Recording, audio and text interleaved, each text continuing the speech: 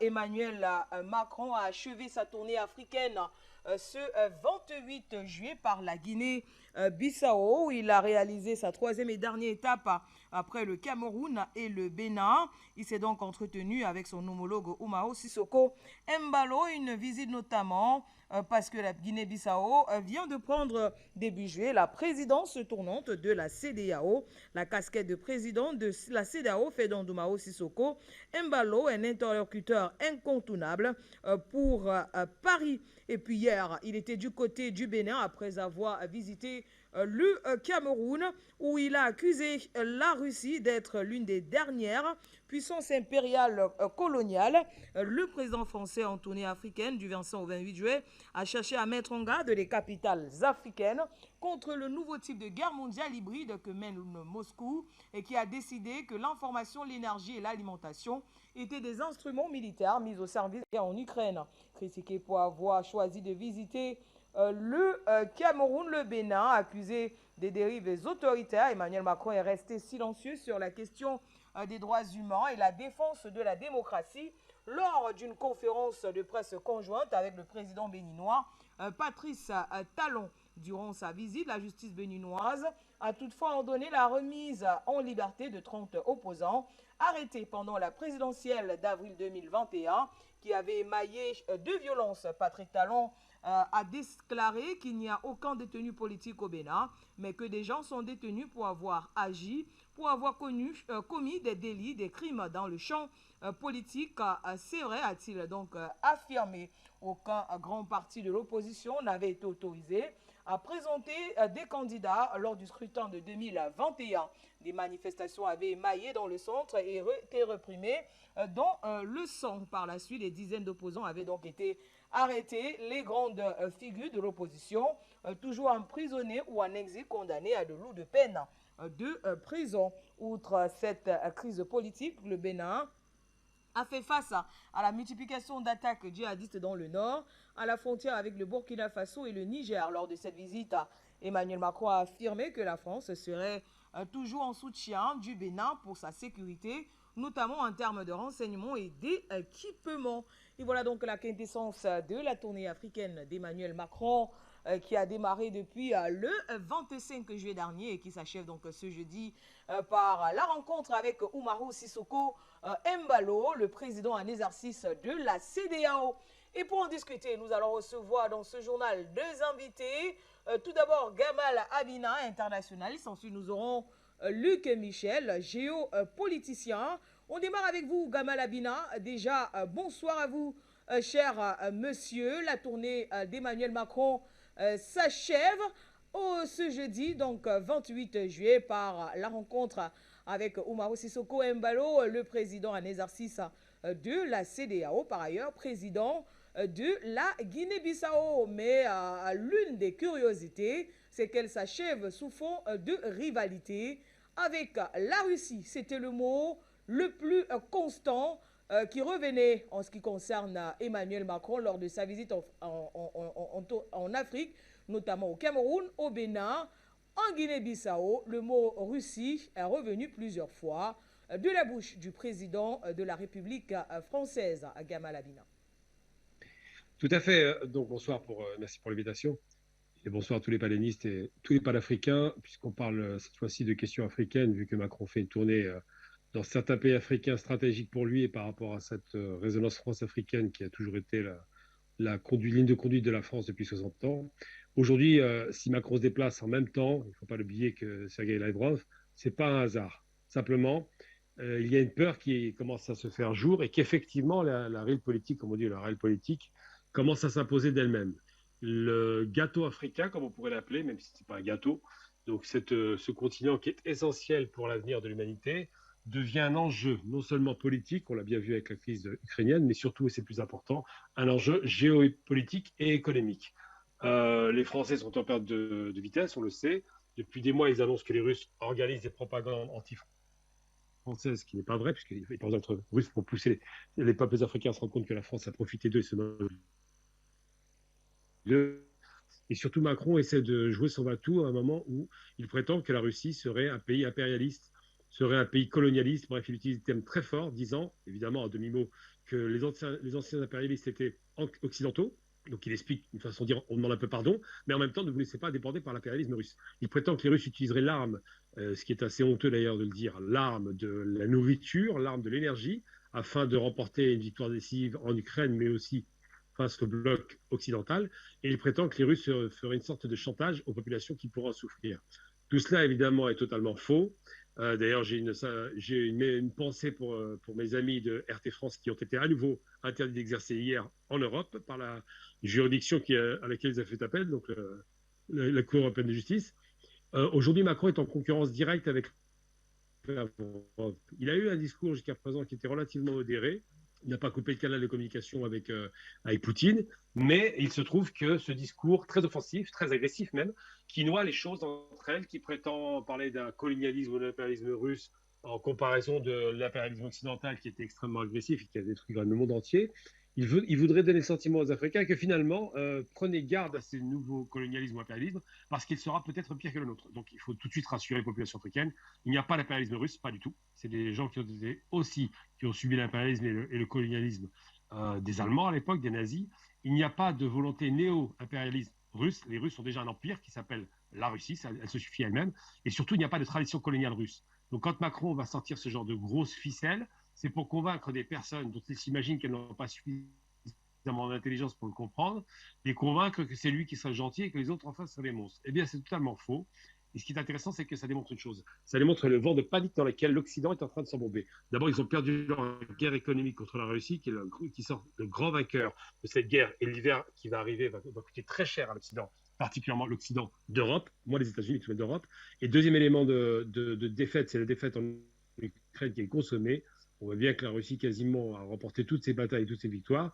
Et troisième élément de défaite, c'est la nouvelle géostratégie qui s'installe avec la reconstitution d'un bloc de l'Est, un bloc de l'Est, un front du refus face à l'Occident impérialiste, avec ces briques qui vont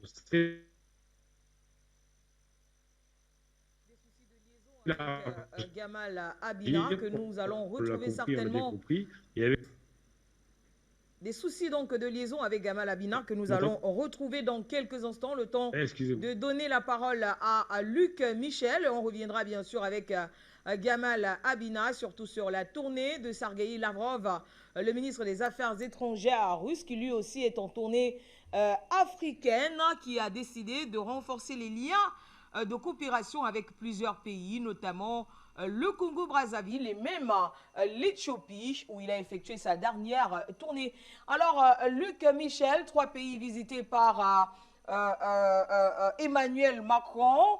Et une chose est sûre, le sentiment anti-français se fait de plus en plus ressentir. On va dire que sa dernière visite s'est faite du côté de la Guinée-Bissau. Il cherche certainement à faire d'Umaro Sissoko Embalo un interlocuteur redoutable pour Paris. On rappelle que Paris avait été accusé par le Mali de tirer les ficelles derrière bien sûr la CEDEAO après avoir été sanctionné il y a de cela quelques temps. Luc Michel, bonsoir.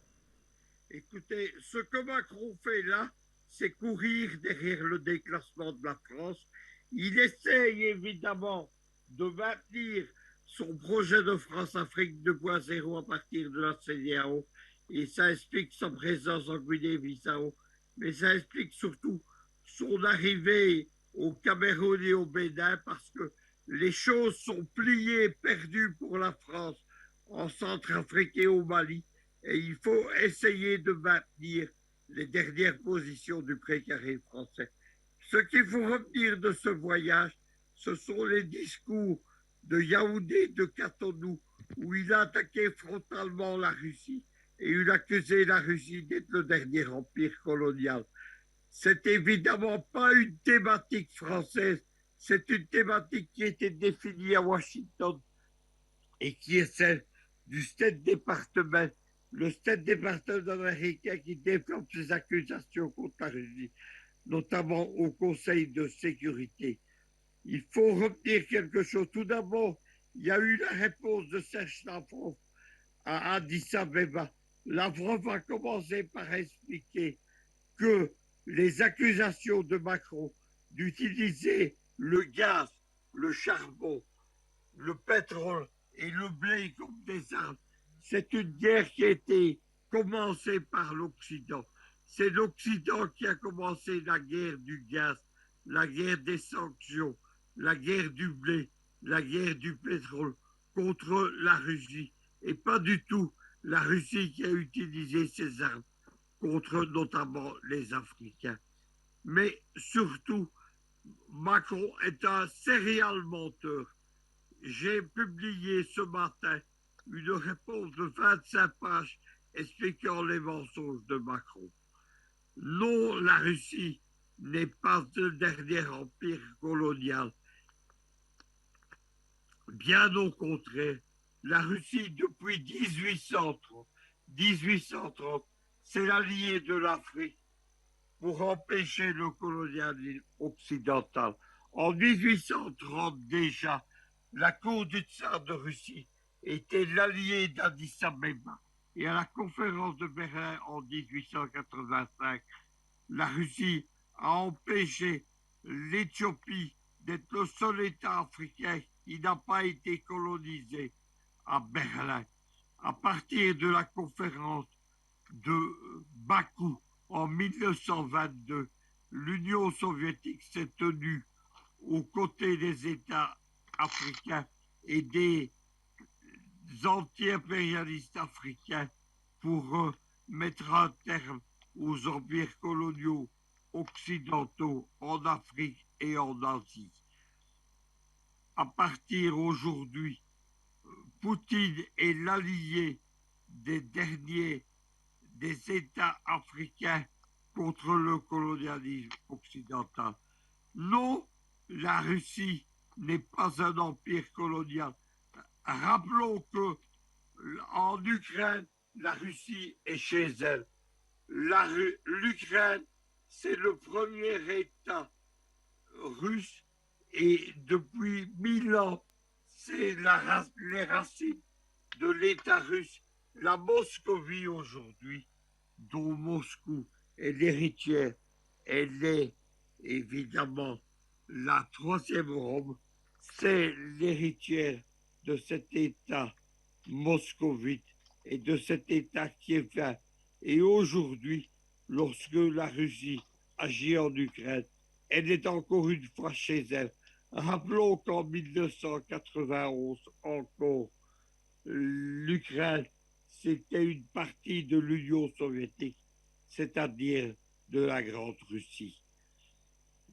J'ai rappelé dans ma réponse au mensonge d'Emmanuel Macron que, bien entendu, le jour de l'ouverture du sommet de Montpellier est sortie la biographie ultime de la France-Afrique qui s'intitule significativement l'empire qui ne voulait pas mourir. Le dernier empire colonial, c'est la France-Afrique, évidemment, et pas du tout la Russie. L'empire qui ne voulait pas mourir aujourd'hui, il s'appelle la France-Afrique 2.0. Et bien entendu, la dernière puissance coloniale en Afrique, c'est bien entendu la France-Afrique de Macron. Luc Michel, on va revenir vers Gamal Abina pour terminer bien sûr avec ce sujet concernant la France-Afrique, notamment la tournée africaine d'Emmanuel Macron. Alors on revient à vous Gamal Abina, alors que le président Emmanuel Macron dénonce l'agression unilatérale caractérisée de la Russie en Ukraine. De son côté, le ministre des Affaires étrangères russe, Sergueï Lavrov, affirme ou alors invite les Africains à ne pas soutenir un monde régi par les Occidentaux, notamment par la France. La Russie a un PIB qui semble 2 fois inférieur à celui de la France. On sait aussi que la Russie est un des principaux partenaires avec l'Afrique en matière d'indépendance et d'émancipation du temps de l'Union soviétique. C'est la Russie qui a équipé l'Égypte de Nasser. C'est la Russie qui a construit le haut barrage d'Assouan. C'est la Russie qui a soutenu évidemment les pays du front du refus raciste de l'Afrique du Sud quand l'Occident soutenait le régime de l'apartheid. Et c'est la Russie qui rappelle tout de même qu'elle a été aussi agressée par l'Occident à de nombreuses reprises. La Russie n'a pas ouvert le front, contrairement à ce qui est dit par Macron. C'est pas elle qui a agressé l'Ukraine. Elle a signé des accords pour qu'il n'y ait pas de guerre. Ces fameux accords de Minsk dont on parle beaucoup, mais dont on fait peu de cas aujourd'hui. Mais il n'en demeure pas moins que s'ils avaient été respectés, il n'y aurait pas eu de guerre aujourd'hui et on n'en serait pas là. Et surtout, la Russie rappelle qu'elle n'est pas seule. C'est-à-dire que la Russie seule en Afrique, c'est un premier sommet Russie-Afrique qui a eu un certain succès malgré tout, un second sommet programmé qui va tarder à arriver en 2023. Ils vont proposer des développements bilatéral, pas seulement sur le terrain militaire, parce que c'est essentiellement le terrain militaire qui est investi. On se rend compte que les Russes sont aussi un grand pays producteur agricole et qu'ils alimentent beaucoup de pays africains, contrairement à l'idée reçue. Ce n'est pas l'Amérique qui fait l'approvisionnement, mais surtout la Russie a un allié extraordinaire, le plus important au monde, à savoir la Chine. Et l'alliance sino-russe n'est pas anodine, parce que d'un côté, les Chinois qui commencent à investir et à mettre des usines de fabrication et donc de production de richesse comme en Éthiopie, sont l'acteur essentiel pour apporter évidemment des investissements en Afrique, avec la Bank of China qui finance ces investissements, plus besoin de passer par le FMI, mais surtout les Russes, qui reviennent en force aujourd'hui, proposent ce partenariat stratégique entre la Russie et la Chine, évidemment, d'autres partenaires à l'Est, pour dire nous allons vous débarrasser du colonialisme ou du néocolonialisme. Lorsque Macron est en train de faire sa course de 100 mètres face à Lavrov, il a déjà beaucoup de points de retard. Et surtout, c'est bien que Luc Michel l'ait rappelé, le dernier sommet à France-Afrique, ou Afrique-France, on l'appellera comme on veut, était tellement ridicule et risible en mettant en avant des acteurs parfaitement inopérants qui ne représentent rien en Afrique, plutôt que les chefs d'État. C'est déjà très insultant parce que les pays africains, c'est quand même des chefs d'État, il faut quand même commencer par le début, mais surtout de faire croire qu'on va mobiliser la société civile, alors qu'aujourd'hui, la question de l'Afrique, c'est la structuration économique, politique, militaire qui prime. Donc ces sommets, d'un côté, les Russes qui sont quand même respectueux appellent les chefs d'État africains, et de l'autre côté, ce sommet ridicule à Montpellier, France-Afrique, on a compris qu'il y avait un problème. Effectivement, les Français se cherchent, mais cherchent surtout à garantir leurs approvisionnements en matière d'uranium et d'autres minerais. Donc c'est vrai que quand Macron va dénoncer la Russie, il ne dénonce pas la Russie comme étant un ogre ou un partenaire dangereux. Il dénonce la Russie comme étant quelqu'un qui va prendre la place de la France. La Russie, la Chine et d'autres pays qui sont alliés à ces gros blocs, comme d'ailleurs l'Iran, parce qu'on n'en parle pas assez, mais les Iraniens ont un rôle majeur à jouer dans la région aussi. Et donc, ce qui fait effectivement qu'avec un allié stratégique comme l'Algérie et beaucoup de pays anti-impérialistes ou anticolonialistes, eh bien, la Russie a largement les coups des franches pour pouvoir s'exprimer. Donc, je pense qu'aujourd'hui, c'est le champ du signe des Français qui tentent leur va-tout avec un Macron, qui a un discours très agressif sur le sol africain et beaucoup moins quand il est en France, mais qui finalement démontre juste une seule chose, c'est que ses arguments ne sont pas convaincants ni recevables. Les lendemains qui chanteront se feront avec un partenaire sérieux qui a à cœur une relation gagnant-gagnante. Je parle évidemment des Chinois, je parle évidemment des Russes, je parle aussi d'autres pays comme l'Inde, le Brésil, tous ces pays des BRICS, comme on les appelle, qui sont des partenaires essentiels et qui vont créer un axe de résistance face à l'impérialisme occidental, particulièrement américain, et un impérialisme qui ne cherche qu'à s'enrichir sur le dos des peuples. Gamal Abina, également à Luc Michel. Rendez-vous dans nos prochaines éditions d'information.